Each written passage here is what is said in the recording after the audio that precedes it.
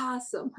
All right. It's always fun doing it on a different device. I'm like, where's the button? It's not in the regular place. What are the two things alcoholics and drug addicts can't stand? It's things exactly as they are in this moment and change, put ourselves in some no-win situations. All right. So where we're going to pick up is where we left off last week, because that makes the most sense to do it a little linearly like that. And we're going to be picking up on page 112. And we're going to be diving in and hitting the one, two, three, fourth paragraph down. And so, just to give just a little bit of review of what we're talking about and what we've been talking about in this chapter so far.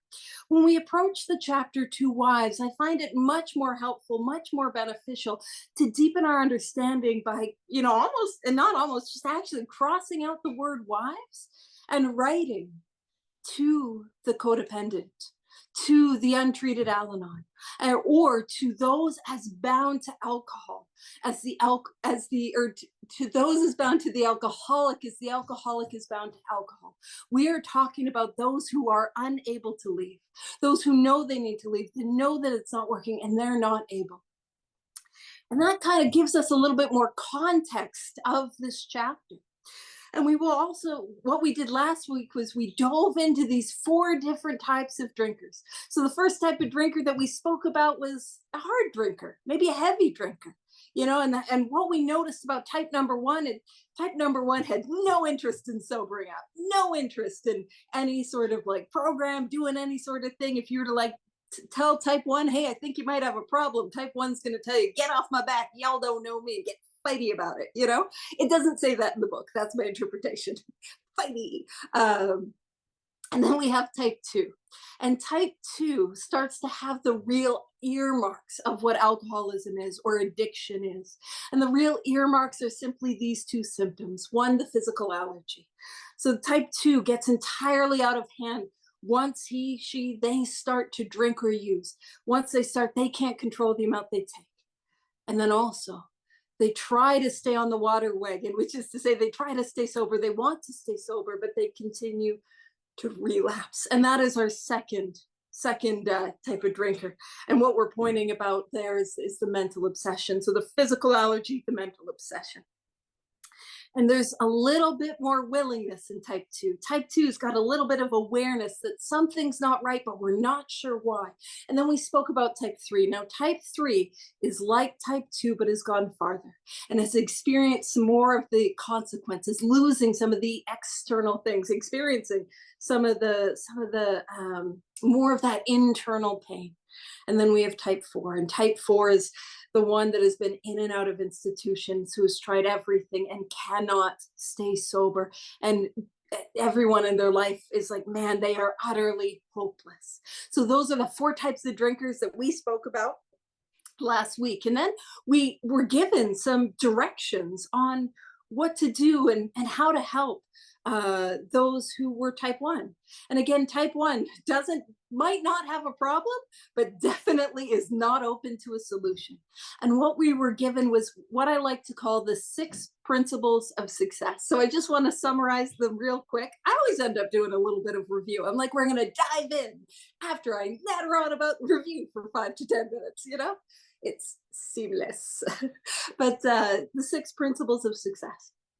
The first principle is that you should never be angry, which isn't to say that we have to be perfect human beings, but just that anger does not produce permanent results. You know what I mean? Anger doesn't work. And keep in mind what we spoke about is like, if we have anger, what do we, as people whose lives depend on a spiritual solution, do? Inventory. Step 10. So that is what is asked, and so never be angry. Then it says never tell them what they must do. So trying to nag and control and force them to do what we think they should do. It just doesn't work.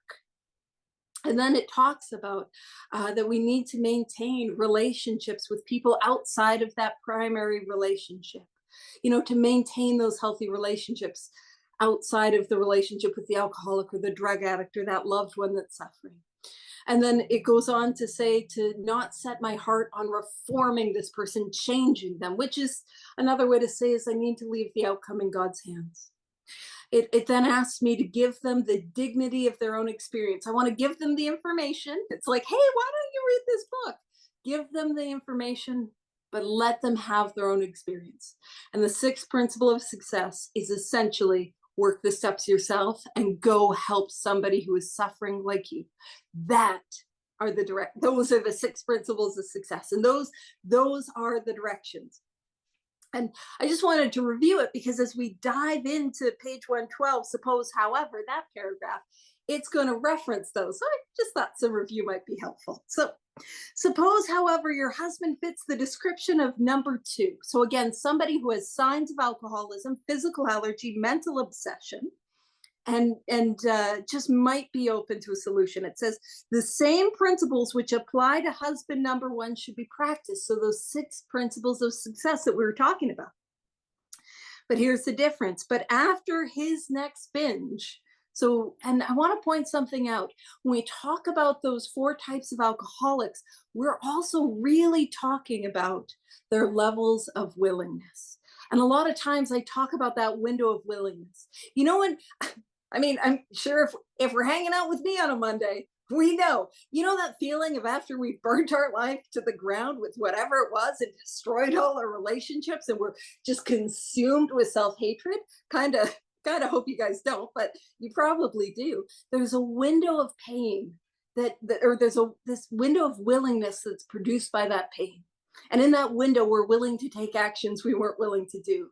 You know, like ask for help, maybe go to a meeting, maybe that inventory we were putting off before we relapse, like we're willing to do it. And if I can take action in that window of willingness, enough action, the grace of God will carry me through. But here's my experience. If I do not take action in that window of willingness, that window will always close. And once it closes, inevitably, I will drink again or I will use again. Does that make sense? And so that's why, like, I'm big on those windows of willingness. And when we work with others, like working within those windows, if somebody's willing to go, let's do this work. So we're waiting until after his next binge because that's when he's most likely to have that window where man, I'm willing to take some action I wasn't willing to take before. And so, but after his next binge, ask him if he would really like to get over drinking for good. Do not ask that he do it for you or anyone else. Just, would he like to? And that's an important question. And when we're working with people, just asking, do you want to get well? Do you want to work these steps? Now, I know I've gone over this a whole bunch of times, but I typically go over it very, very quickly. I'm typically like it says on 42, 58, 90, 112, 142. I'm like, blah, blah, blah, blah, blah. So today, why don't I go a little bit slower for everyone? And I'm just going to point out that this question is asked again and again and again in this book. So let's pop over to page 42 first and foremost. And I'm using all my, like, what little willpower I have to go slowly. So page 42. And where we're going to go is the second, that's the first full paragraph right in the middle, right where it says 2 of the members of Alcoholics came to see me.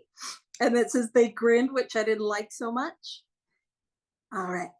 And asked me if I thought myself an alcoholic and if I were really licked this time. And so that's that same idea. Do you think you have a problem? And are you done? Like, are you done trying to fight it on your own?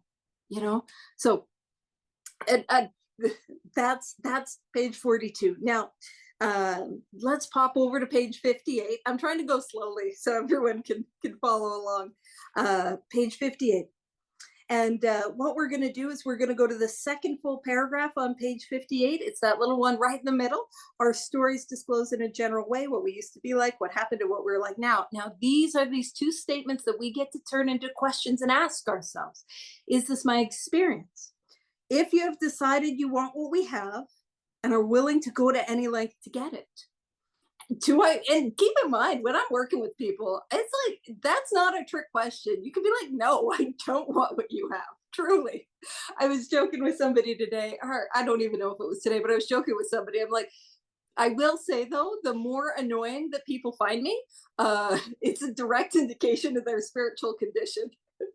So if you're like, man, Paige is so annoying, fair enough. Well, you might need to inventory it.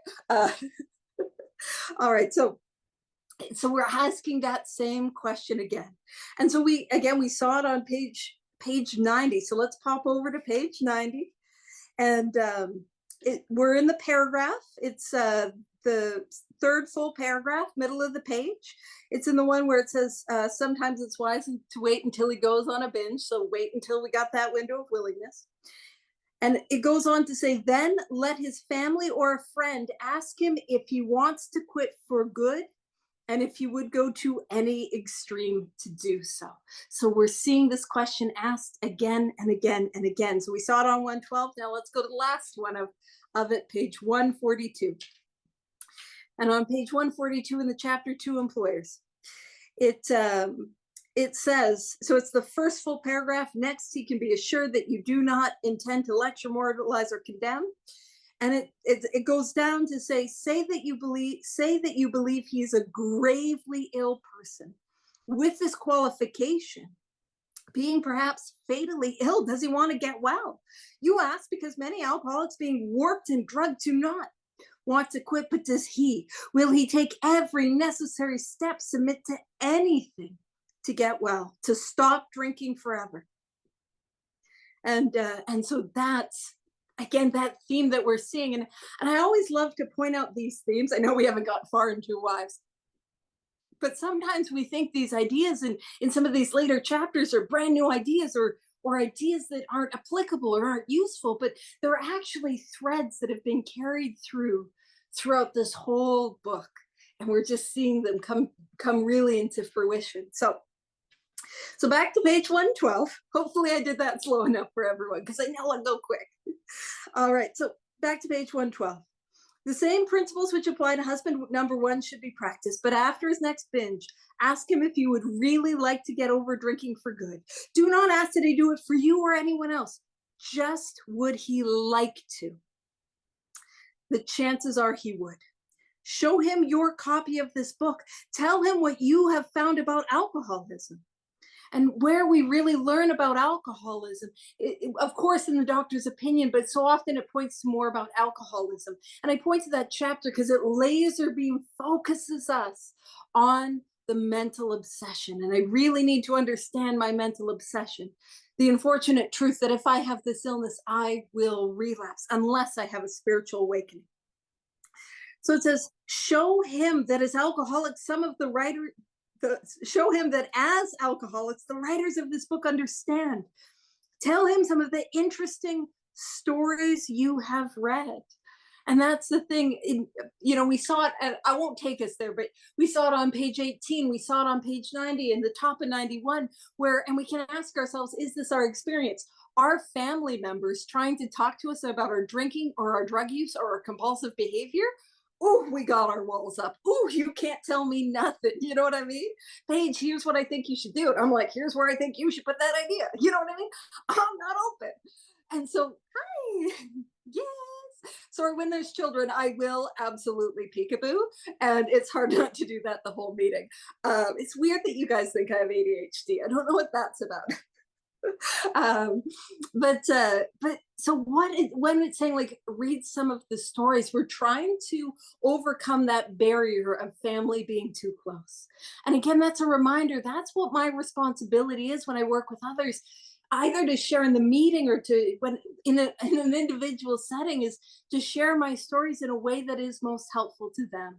And I'm not saying the way that I share is the right way or the only way, but what I find when I share, if I'm working one-on-one with somebody, I'll really focus on, like trying to match my stories with their stories. But if I'm again, this is not the right way to do it. This is just how I do it. And I'm frequently wrong. You can ask my sponsor. But I really like to focus on the symptoms because that's one thing that we all have in common. Maybe you didn't piss your pants behind a dumpster like I did. What's that like? Dry pants?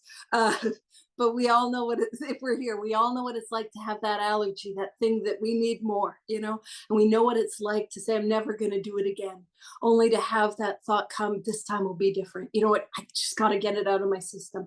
Nobody's going to know, right? We all know the symptoms. So I focus on symptoms. I'm not saying that's right. I'm just saying that's what I do. Alrighty. So if you think he will be shy of a spiritual remedy, ask him to look at the chapter on alcoholism.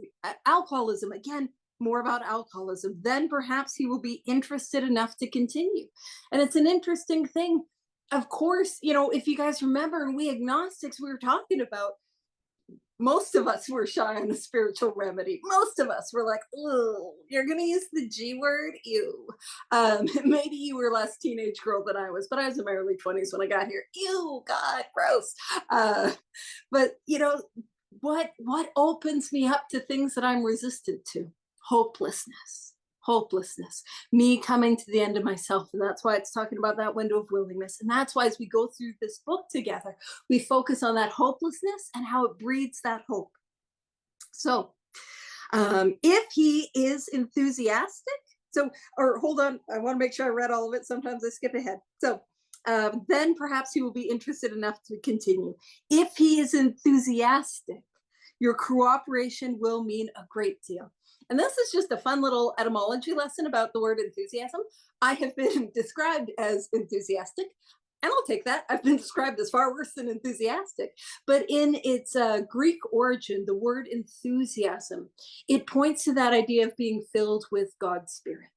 That's what that means. And so for me, when I say, yeah, I'll take enthusiastic, I'll take enthusiastic, And I was talking about this the other day, where it's like my responsibility to those that are suffering, those who are dying, outside of the rooms, inside of the rooms, whether they're new chronic relapsers or just been around and dry and just in so much pain. My responsibility is to demonstrate this program. It doesn't do any good if I'm like, oh, you better do those steps. If I like, who wants that, right? My responsibility is to be full of a profound and deep joy. Like, that's my responsibility, which is, and of course, to carry this precise, clear-cut message to be an accurate representation of the program. But man, enthusiasm helps.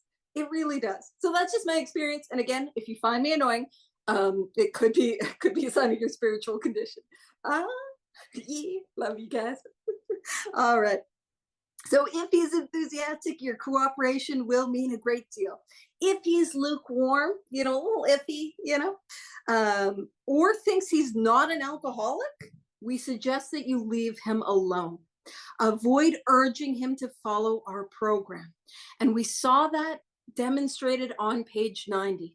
On page 90, it's saying, hey, if they're not interested, do not force them. Anyone here ever been forced to do things, and did you fight it tooth and nail? And like, I often tell this story. I had somebody when I was in a very dark period of my life tell me, Paige, I'll tell a little bit more of the story. It was right after I got sick and in a wheelchair, and I was in so much pain and suffering. And God bless the man. He was like, but Paige, I feel emotionally handicapped, and you have to write a gratitude list. And because he said you have to. Do you know what I did? I didn't do it for years. That'll show him I was not very grateful. And it's not that gratitude lists are the answer or the solution, but yeah, they can absolutely be helpful. But like, I'm like that, I have that, like, don't tell me what to do, I'm gonna do the opposite. I have been told explicitly not to feed the raccoons, and I'm doing my best to listen to that one. But I want you guys to know that it's a struggle. We don't have raccoons in Calgary, so little porch bandits, I love them. I'm not feeding them though. All right. So what I love is it says the seed has been planted in his mind. And the most incredible thing about that is a seed has everything that it needs to grow. If you were to take ancient seeds and plant them, they can still grow. I believe we're going to get a botanist be like, you're wrong. I can be wrong. Sarah, plants, you let me know if I'm right. But if you take a seed, it's got everything that it needs. And an important thing when we talk about planting seeds, A seed's early growth happens underground. See, what a plant needs to grow first is it needs to grow its roots. Then oh, it's gardening season. Those of you guys who have started planting your garden, put things out there, nothing's happened right away because the plant is growing roots. And I just want to emphasize, because we don't see immediate results of our actions, immediate results of our work, that does not mean the seed is not growing. I think that's so important. And another thing too is I can't make a seed grow. I can put it in fertile soil and I can support it in every way, but it's not my job for the seed to grow. And so if I'm struggling, man, what do I got to do? Go keep planting seeds. Go help somebody who's open. That's my job. All right. So it says he knows that thousands of men, much like himself, have recovered. There's that word again. And again, what do I want to emphasize? Recovered does not mean cured. But what recovered means is the mental obsession has been removed as the result of these steps. That is what it means to be recovered. And it says, but don't remind him of this. But don't remind him of this after he's been drinking, for he may be angry, which is discernment, like pick your moment, that's what it said. Some of you who are married or in long-term relationships, y'all know when not to bring it up, or when not to bring it up, and we'll bring it up anyways because we're gonna poke. Boop. All right. And it says, sooner or later, you are likely to find him reading this book once more.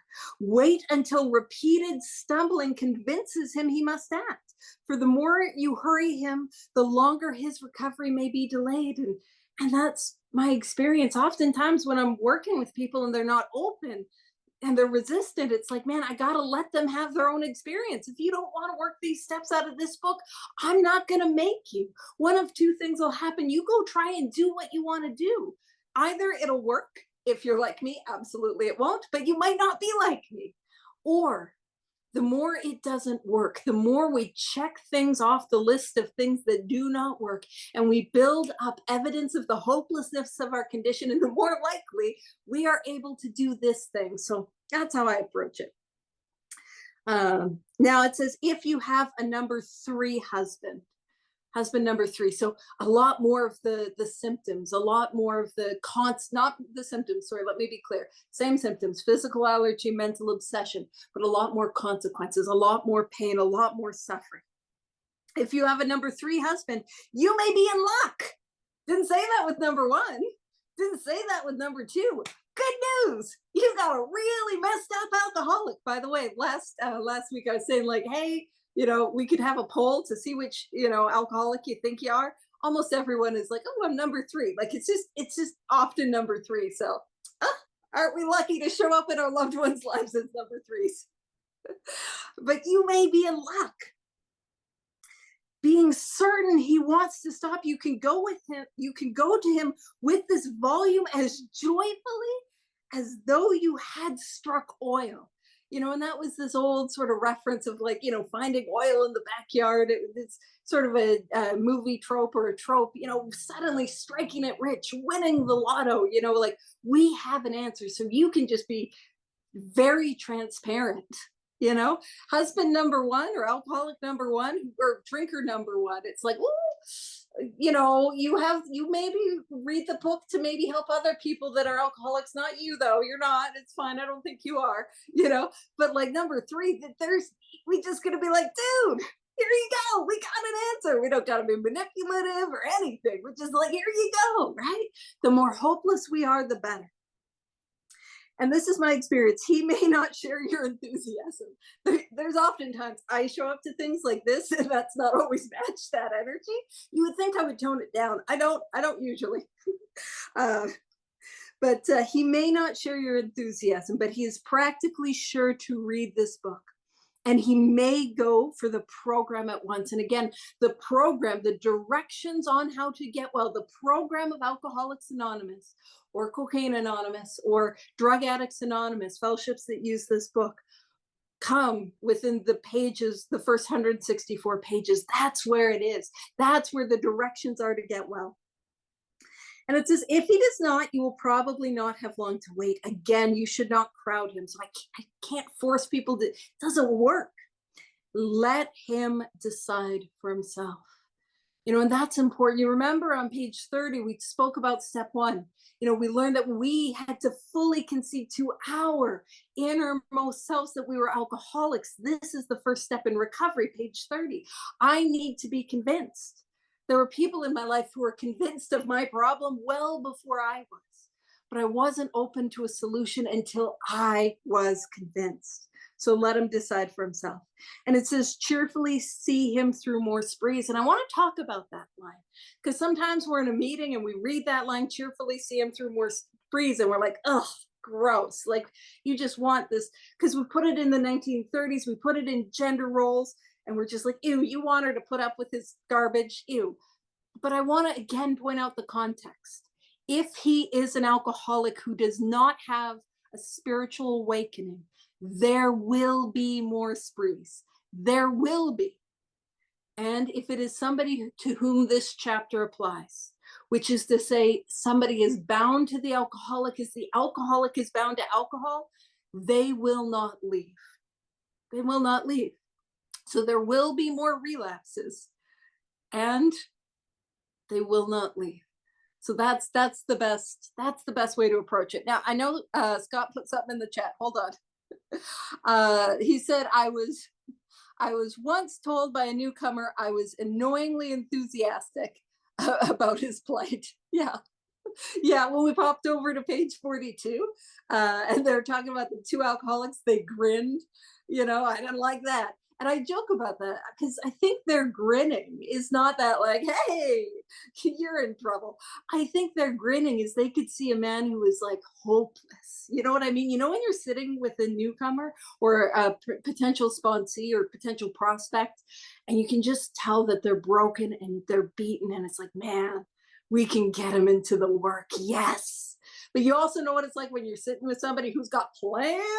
You know what I mean? Like they got plans. And like, no, you don't understand. Here's what I gotta do. I gotta go do this. I gotta do this. I gotta do this. It's like, oh man. So yeah. So the deeper the plight, the more enthusiasm Scott and I have. Rock and roll. Yay, you're hopeless. It's a terminal disease. Wee. I'll have more. I do have more compassion when I'm working with people. I'm not that blunt. I don't. That'd be a little much. All right. All right. So it says, so talk about his condition or this book only when he raises the issue, so not pushing it. In some cases, it may be better to let someone outside the family present this book. Again, that's what it says on 90 and 91. Avoid meeting a man through his family. Approach through an institution or a doctor is a better bet. Because man, walls up with family. And it says they can, in some cases, it may be better to let someone outside the family present this book. They can urge action without arousing hostility. And, there's things that our sponsors can tell us to do that our spouse can absolutely not. You know what I mean? Or mom, I don't come from a make your bed sort of, like I confession time. I don't make my bed.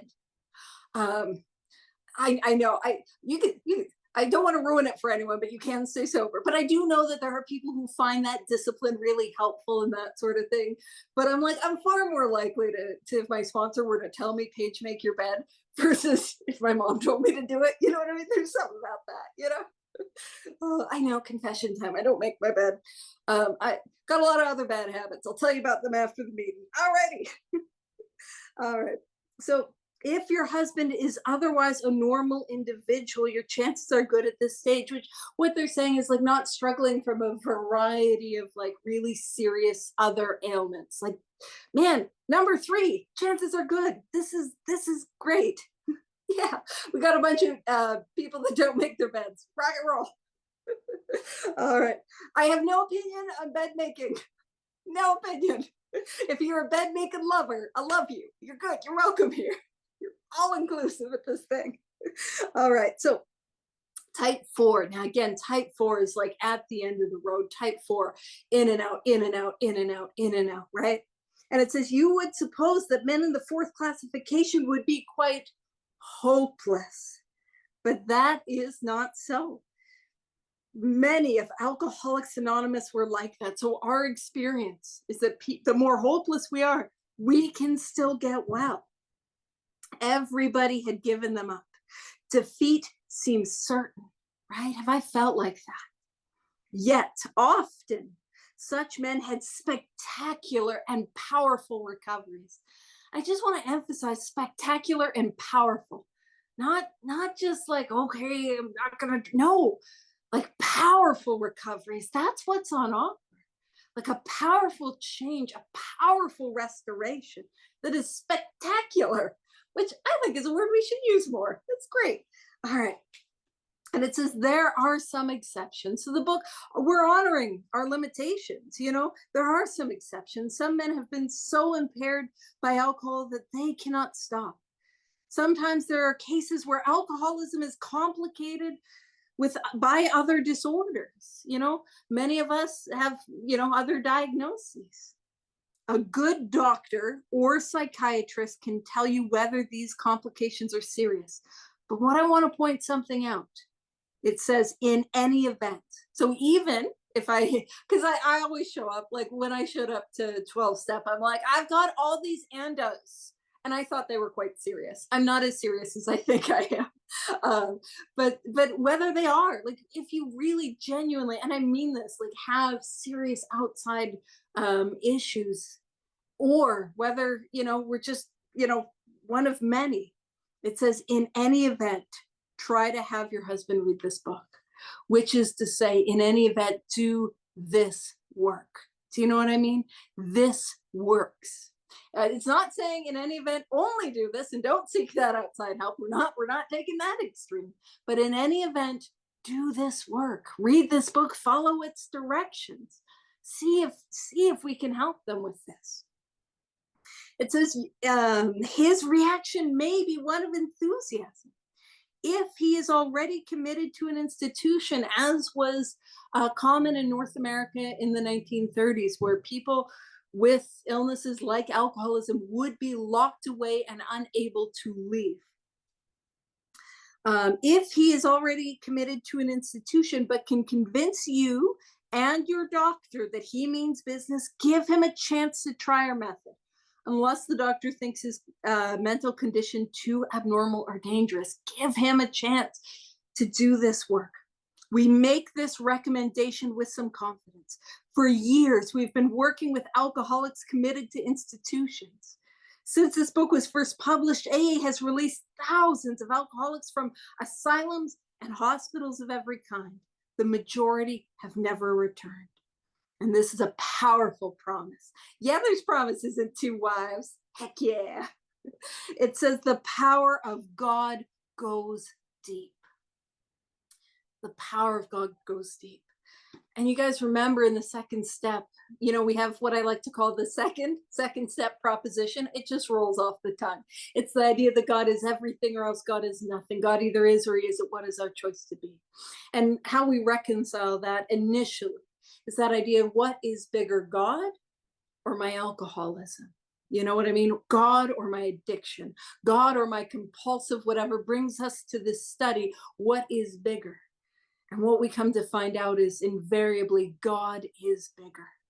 Oh, we're on page 114. So glad you're here. Welcome. And that's what we're here to see. God is bigger. And that's how I can, by the way, that's how I can apply the second step. Is God bigger than the situation that I'm experiencing? Is God bigger than what I'm going through? God, higher power, creator, spirit of the universe. The power of God goes deep. All right. It goes on to say, you may have the reverse situation on your hands. Perhaps you have a husband who is at large, but who should be committed. Keep in mind, this is in the context of the 1930s, where that was something that could be done and was done. It says some men cannot or will not get over alcoholism. When they become too dangerous, we think the kind thing is to lock them up. But of course, a good doctor should always be consulted. The wives and children of such men suffer horribly, but not more than the men themselves. I remember coming to the program and reading that, and I was like, well, I don't know. Because I know for me, at least I had, if only a moment of reprieve in the drink and in the drugs. You know what I mean? The family doesn't have a reprieve. The family's reprieve is through trying to fix, manage, save, control. But knowing the horrors of alcoholism, knowing the horrors of this illness, man, it's just awful how it can devastate and decimate an individual and a family and really a community, you know. And again, what's my responsibility to those who are suffering to work this thing as a way of life, like my life depends on it, because it does. It just shines so bright that those who are suffering can't deny that there's not a way out. That's my job. You know, I get to bring the hope. I get to be that agent for God, you know? That's what we get to do. And it is powerful when we do it. All right. It says, but sometimes you must start life anew. So it's saying sometimes we do have to leave that alcoholic that we're not able to leave, or that addict we're not able to leave.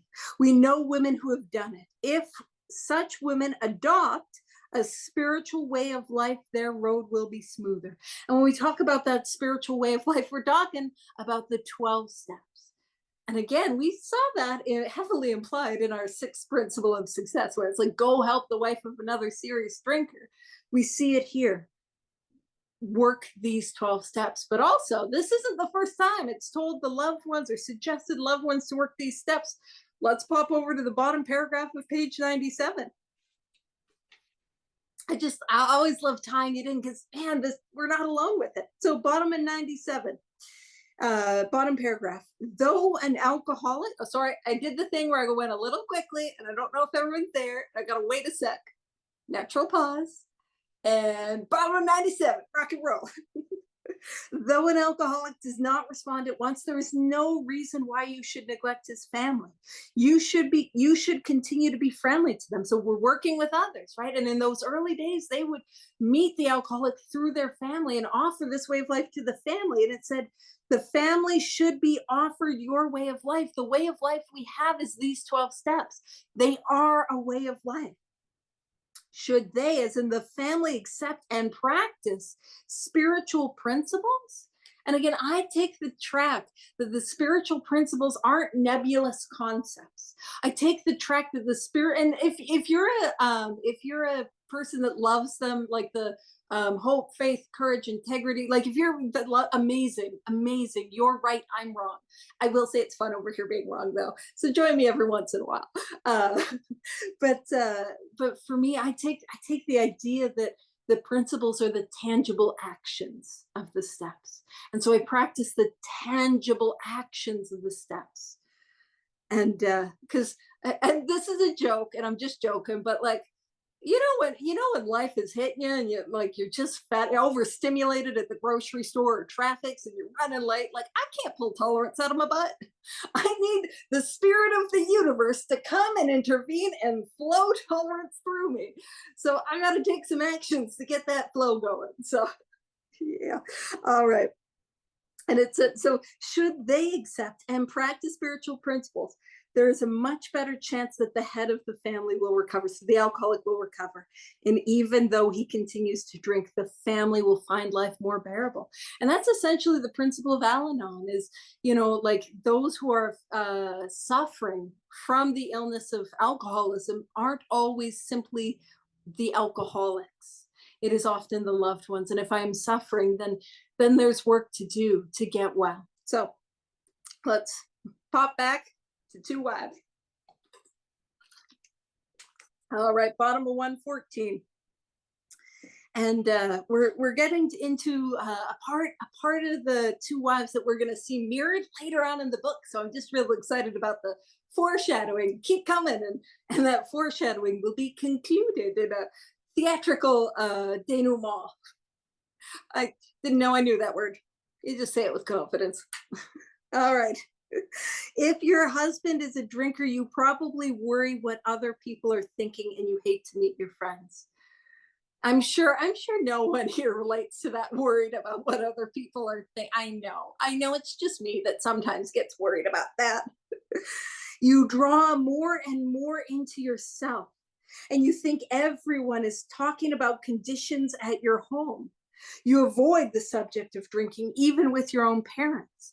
And I want to point something out. When we talk about the self-centeredness, Often we think, or at least I was wont to think, self-centeredness meant me think I'm so great. Why, why am I not the captain of the universe or queen of everything? You know what I mean? Like, I thought that's what self-centeredness meant. But this is what self-centeredness looks like. Centered upon self, worried whatever other people think. People must be talking about me, and it's never good things. I'm never assuming people are gossiping about how great I am. What's the hot goss? Paige is doing great. Nope. I just never think that. And so that's self-centeredness. So it says, you do not know what to tell the children. When your husband is bad, you become a trembling recluse, wishing the telephone had never been invented. And again, it's a reminder, if that's the fear that my illness strikes in people, you know, just like I don't know when that first drink's coming, because it will be coming. That's what it's like for our loved ones. They can get a sense, often they get a sense that that relapse is coming. And there's nothing any of us can do to stop it.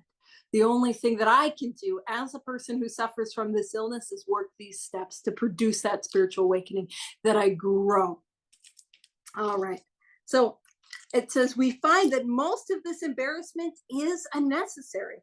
While you need not discuss your husband at length, you can quietly let your friends know the nature of his illness. But you must be on guard not to embarrass or harm your husband. When you have carefully explained to such people that he is a sick person, you will have created a new atmosphere. Barriers which have sprung up between you and your friends will disappear in the growth of sympathetic understanding. Sneaky little promise. You will no longer be self-conscious or feel that you must apologize as though your husband were weak character. He may be anything but that. Your new courage, good nature, and lack of self-consciousness will do wonders for you socially. And two things I want to point out about that, probably more than two, it's me. I go on tangents and I don't count very well. But one of the things I want to say is that idea of just being open and honest and transparent, man, it just changes things. It just changes things. And I mean that on a personal level. There's a lot of times where I will sit down with a sponsee, and I've just found it so important to be like, hey, I just wanted you to know I have a migraine. I just wanted you to know that I've got some stuff going on in my life, and I'm feeling really heavy, and it's not about you.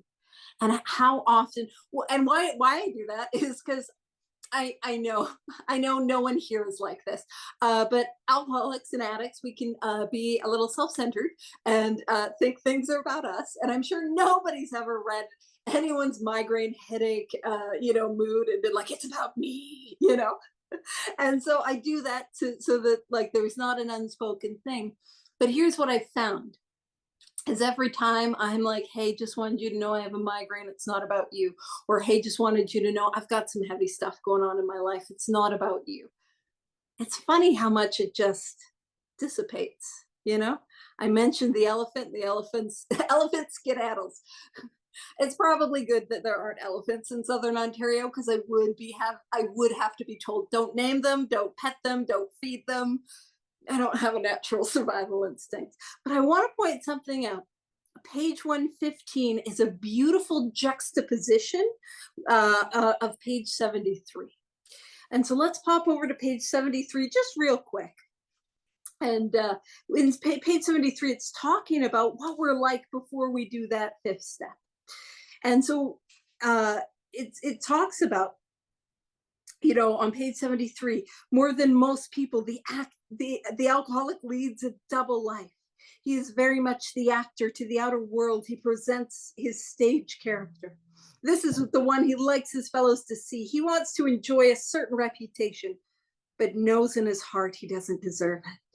The inconsistency is made worse by the things he does on his sprees. Coming to his senses, he is revolted at certain episodes he vaguely remembers. These memories are a nightmare. He trembles to think someone might have observed him. As fast as he can, he pushes these memories far inside himself. He hopes they will never see the light of day. He is under constant fear and tension. That makes for more drinking.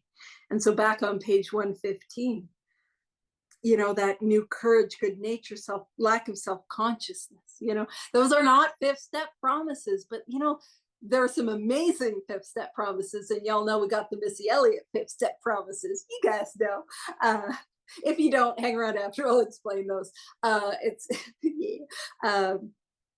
But it's that beautiful, like, man, it's always the secret. It's just, it grows when I'm holding it in my heart. You know what I mean? It grows when I'm just trying to push it down. But when I shared, especially with another alcoholic, and it's like, yeah, me too. I did last Thursday. So yeah. So it says the same principles. Oh, hold on. So back on 115, the same principle applies in dealing with the children.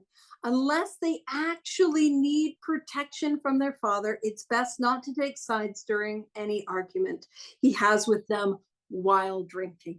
Use your energies to promote a better understanding all around than that terrible tension which grips the home of every problem drinker will be lessened. And that tension of the illness that, like, many of us, I didn't, but I know many of us did grow up in alcoholic homes. And that, again, that unspoken elephant, and it's saying, instead of like trying to fix sides or fix the problem, maybe explain what's going on, and presumably at an age appropriate way. So it says, frequently you have felt obliged to tell your husband's employer and his friends that he was sick, when, as a matter of fact, he was tight. Tight means drunk.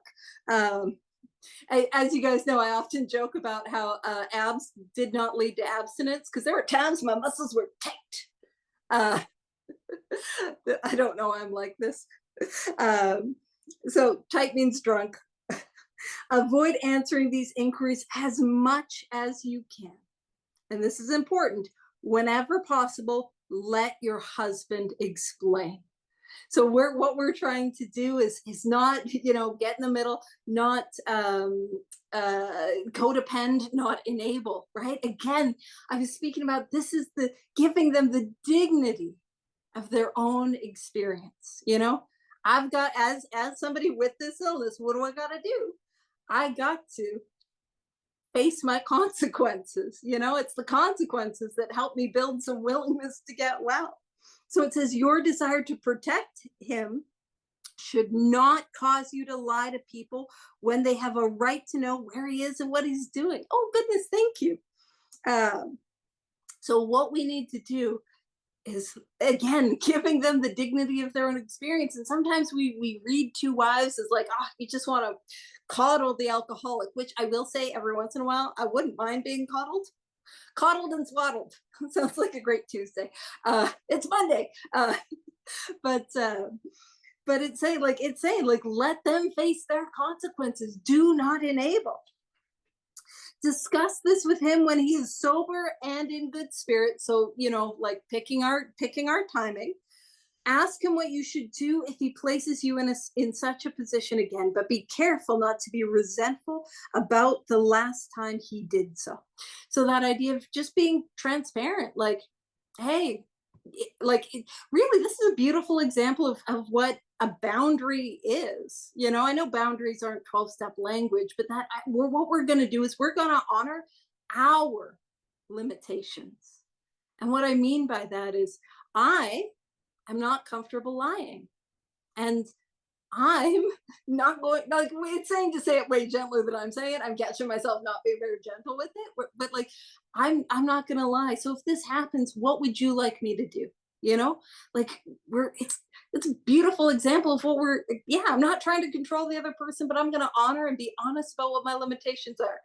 And if I'm being too honest, what that means is I got to work these steps, and I got to be honest about some stuff. So I'm not going to codepend your dishonesty.